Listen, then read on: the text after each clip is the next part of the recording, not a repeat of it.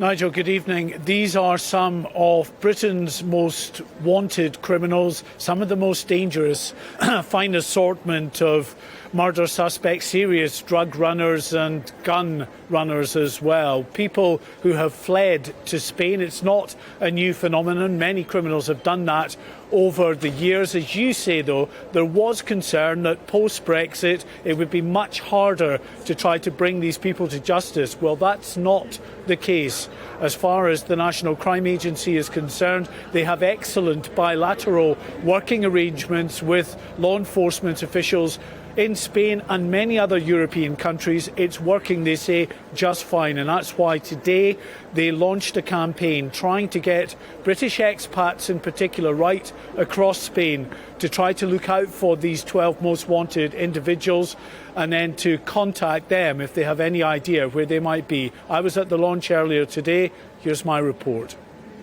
It was the most shocking of gangland murders.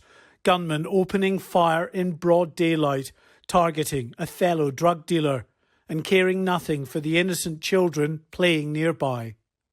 4 years after this murder in Greater Manchester, a key suspect, Callum Halpin, is now believed to be hiding out in Spain.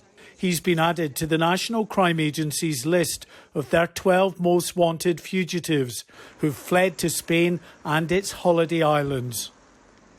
In Spain's capital, British law enforcement officials joined their Spanish counterparts at the launch of a campaign to track them down.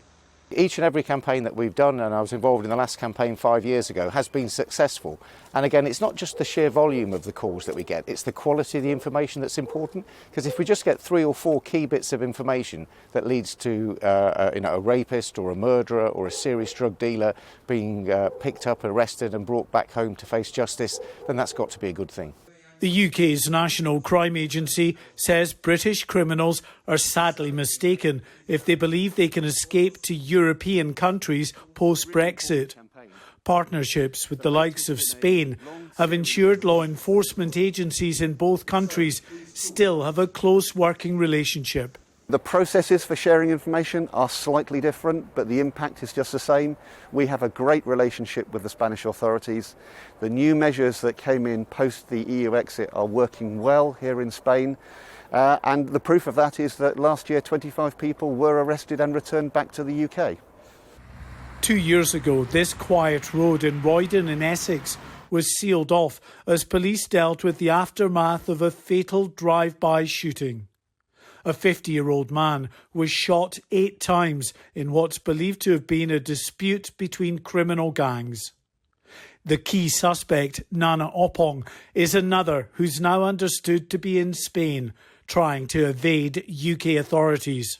The National Crime Agencies say that their 12 most wanted fugitives will by now have tried to integrate into British expat communities across Spain. And many will have returned to criminal activities. So it's up to Brits abroad, say the NCA, to try to identify the criminals among them.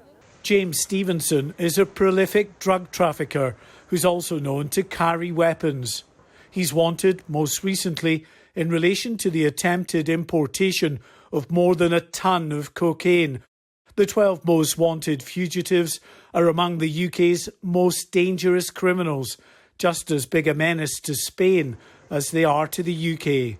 And so it's hoped people here will pass on anything they know that could finally bring these men to justice.